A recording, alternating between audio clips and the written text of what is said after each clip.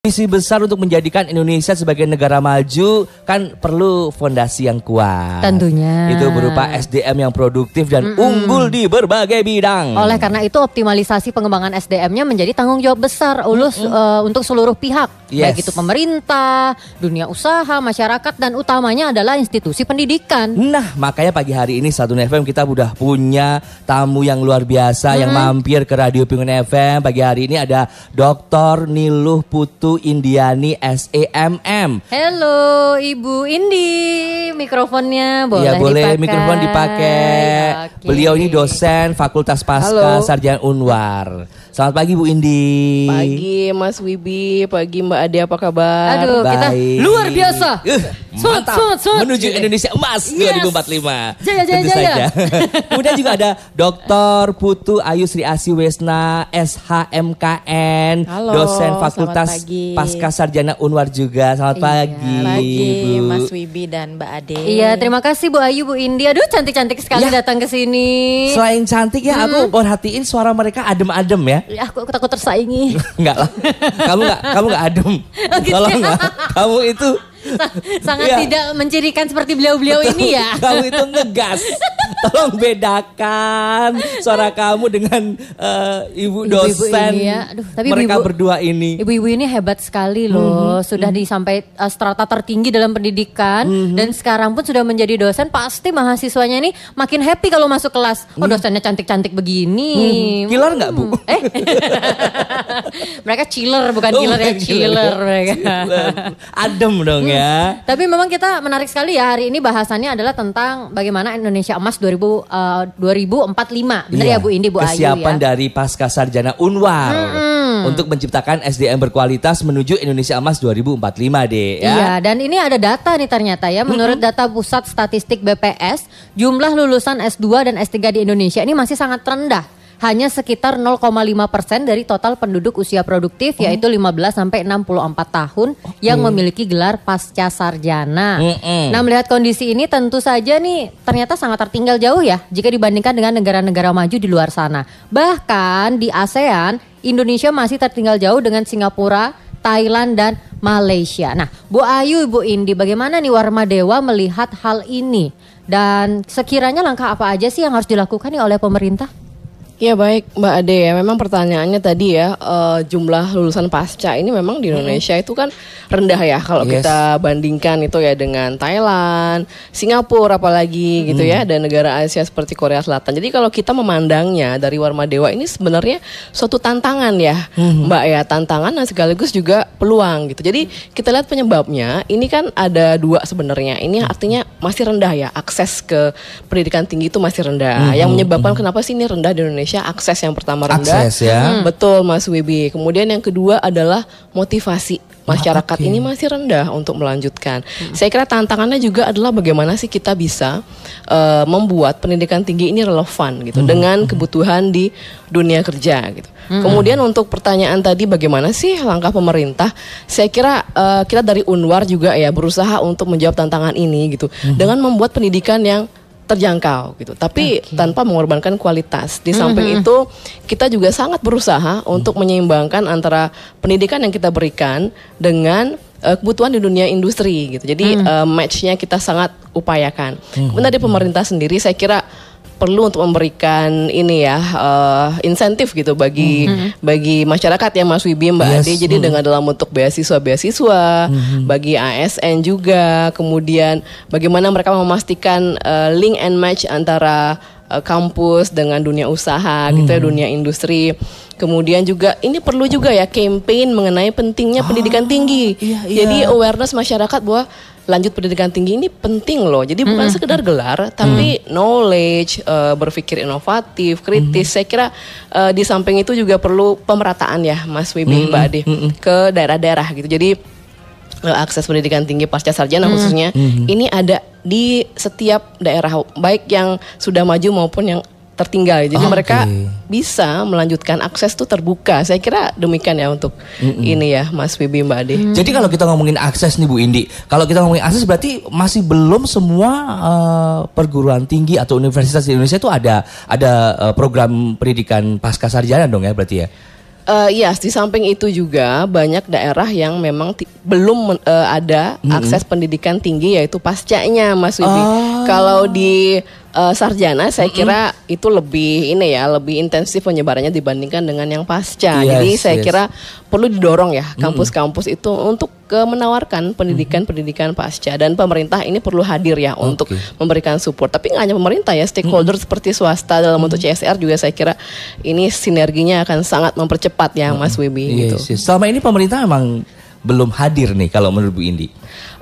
Pemerintah sudah hadir ya. Saya kira kolaborasinya perlu diperkuat aja gitu dengan swasta juga sehingga akses ini lebih merata ya ke daerah-daerah. Saya kira digitalisasi juga penting ya untuk daerah-daerah yang agak jauh sehingga mereka bisa mengakses juga ini pendidikan pasca sarjana. Kita juga sebetulnya membuka ya peluang bagi masyarakat di daerah yang agak jauh untuk berkuliah di kami dengan sistem online seperti itu. Jadi mereka memudahkan ini. Akses mereka itu mudah untuk pendidikan. Jadi mereka nggak perlu ke Bali gitu ya. Mereka bisa akses pendidikan dari daerah masing-masing melalui hybrid ini online gitu Mas Wibi. Bisa ya di Warmadewa meskipun mereka tidak tinggal di Bali. Iya, kita banyak juga mahasiswa dari luar daerah yang kuliah di kita pascanya gitu.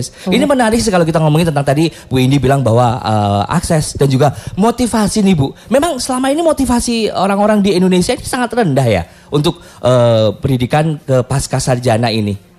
Ya, saya kira motivasi juga ya Mas Wibi. Di samping itu kan biaya ya. Biaya. Jadi ini kan juga perlu ya beasiswa. Akses beasiswa ya, nggak pemerintah aja tapi swasta memberikan akses. Banyak juga sih dari swasta yang sudah memberikan akses. Tapi kita ingin lebih intensif lah sehingga ini bisa mendorong masyarakat untuk lebih meningkat gitu motivasinya dan disediakan juga beasiswa. Saya kira ini akan sangat membantu meningkatkan persentasenya karena Indonesia rendah ya 0,5% rendah gitu ya. Sekali ya kan. Dibandingkan dengan Singapura yang sudah 30%-an. Bahkan lebih ya kalau nggak salah Singapura. Gitu. Wow, 30% dibandingin Indonesia yang masih 0,5%. Dan ternyata banyak aspek berarti ya yang memang mempengaruhi. Tadi Bu Indi bilang sesuatu yang menarik tentang campaign. Harus ada sosialisasi lagi. Campaign masih kurang ya Bu Indi? Sama ini? Iya, saya kira memandangnya masih kurang ya. Jadi memang si Indonesia dari segi average years of schoolingnya itu memang belum di level pasca. Tapi saya kira kenapa nggak mulai dari sekarang? Kita kampanyekan bahwa pendidikan tinggi pasca sarjana ini penting sekali gitu. Tidak hanya untuk gelar saja, tapi knowledge, kemampuan berpikir kritis, inovatif, dan itu yang kita butuhkan Mas Wibi. SDM yang memang bisa berpikir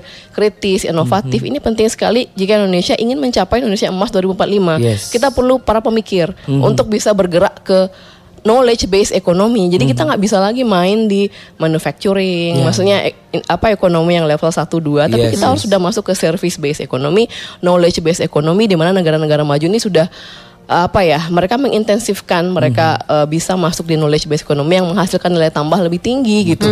Gitu. Dan di samping itu ya Mas Wibi, saya kira ini penting sekali juga untuk para birokrasi ya pemerintah ini untuk melanjutkan pendidikan ke level pasca karena mereka kan para pengambil kebijakan. Setuju. Jadi ini penting banget kan ya, mereka punya pengetahuan yang mumpuni, kemudian kemampuan berpikir inovatif untuk menghasilkan inovasi sehingga mereka sebagai pemerintah itu bisa menghasilkan tata kelola yang baik. Nah, ini yang saya kira sangat penting ya bagi para pengampu kepentingan pemerintah ini untuk mengambil kebijakan yang memang sangat-sangat strategis dan inovatif. Saya kira itu ya. Luar biasa, seneng deh aku. Luar biasa. Maksudnya memang bahwa nggak cuma gelar, Dek. Iya benar. Ini kan cara berpikirnya juga. Berpikir yang lebih kritis dan betul sekali bahwa para pejabat ini perlu melanjutkan juga. Iya, para pengambil kebijakan biar kebijakannya lebih lebih cocok dan relate gitu ya sama kehidupan ya. Kebijakan yang lucu aja ya kan. Kadang-kadang suka lucu banget kebijakannya. Kadang suka bercanda deh ya. Tapi apakah hal ini juga menjadi urgensi bagi pemerintah dalam peningkatan SDM berpendidikan tinggi bagi daya saing bangsa di tingkat global nih, Bu Ayu, Bu Indi? Ya izin Mbak Ade. Jadi memang ya kalau kita lihat dari statistiknya benar-benar urgent ini ya. Gimana kita mau mencapai status negara maju dengan masyarakat yang level pendidikannya itu masih mayoritas itu belum di sarjana bahkan pasca sarjana gitu. Korea Selatan, Singapura ini udah tinggi. Jadi ini urgent banget ya Mbak Adi. Kenapa? Karena tantangan global ya tadi yang Mbak Adi sebutkan, tantangan global kan, perubahan teknologi, kemudian tren industri yang bergeser gitu, kemudian tantangan iklim dan lain sebagainya, terutama tantangan ekonomi ya di sini ya. Negara-negara semakin kompetitif, mereka semakin eager gitu untuk memajukan negaranya. Di Indonesia ini nggak boleh tinggal diam. Salah satu caranya selain yang lain adalah SDM. Jadi kita tahu bahwa sumber daya negara-negara itu adalah terletak pada sumber daya alam, SDM dan juga modal. Jadi saya kira sumber daya alam Indonesia nggak perlu dilakukan lagi ya. Dan untuk modal, itu kan bukan ranah kita ya. Jadi betul. di universitas ranah kita adalah di SDM. Bagaimana sih ini memperkuat SDM ini urgensinya? Dan gimana sih impactnya kalau kita meningkatkan SDM? Yang pertama adalah tadi saya sudah sebutkan bahwa kita bisa move nih ke knowledge based economy. Jadi ekonomi yang lebih berbasis knowledge. Jadi nggak hanya berbasis kita menghasilkan bahan-bahan komoditas aja kayak karet atau itu kan nilai tambahnya kecil. Tapi kalau kita bisa masyarakatnya nih kuliah pasca, kita bisa berbasis knowledge base. Jadi masyarakat bisa bekerja di sektor-sektor yang sangat salary-nya tinggi. Gitu misalnya teknologi informasi, artificial intelligence, bidang-bidang seperti itu, kesehatan, teknologi pangan, energi. Jadi secara ekonomi kita bisa meningkatkan nilai tambah sehingga masyarakat bisa mendapatkan salary yang lebih bagus gitu. Yang kedua tadi untuk pengambil kebijakan pemerintah sangat perlu untuk meningkatkan kompetensi mereka ya. Ada pengetahuan, berpikir kritis untuk menghasilkan kebijakan yang sangat strategis untuk mendukung Indonesia Emas 2045. Di samping itu juga para profesional swasta ini penting juga untuk melanjutkan kuliah S2 karena industri-industri utama ya yang kita ingin tingkatkan yaitu pangan, kesehatan, teknologi, energi. Jadi mereka perlu untuk kuliah lanjut supaya mereka bisa menghasilkan riset-riset yang kelas internasional, world class research itu yang kita perlu ya untuk kita menghasilkan inovasi ini Indonesia. Saya kira demikian ya Mas Wibi, Mbak Ade. Jadi semua aspek masyarakat ini perlu untuk meningkatkan kemampuan sehingga menghasilkan output yang lebih baik dan memajukan Indonesia menuju Indonesia Emas 2045. Luar biasa sekali Satu FM. Bagaimana sudah tantangannya berat ya ternyata ya. Iya. Kalau kita lihat lagi, kita detailkan lagi, wow ternyata memang pendidikan itu sebegitu krusialnya loh. Iya dong. Kalau kita mau go untuk ke global, pasar global utamanya. Betul, kan? sebegitu pentingnya Satu FM. Apalagi memang kalau misalnya kita sekarang mencari sekolah atau lulus kuliah hanya sekedar untuk mencari ini, mencari pekerjaan, gelar pekerjaan untuk mencari makan doang ya kan. Tapi ternyata kita membutuhkan yang lebih dari itu Satu FM. Gitu sekali. untuk menuju Indonesia Emas. Kalau nggak tercapai ya mundur mungkin ya kan. Dan mungkin yang paling bisa kita usahakan daripada kita menghabiskan waktu untuk hal-hal yang kurang baik gitu kan. Kenapa gak kita pendidikannya kita majuin dulu. Kita belajar lagi kan gitu ya. Itu dia, nanti kita akan lanjutkan lagi Satu FM-nya bagaimana Universitas Warma Dewa ini sudah siap nih untuk membentuk lulusan-lulusan pasca sarjana yang tentu saja memiliki banyak hal yang dibutuhkan oleh Indonesia ya. Benarnya kualitas yang baik betul sebagai sekali. SDM tentunya. Jangan kemana-mana ya.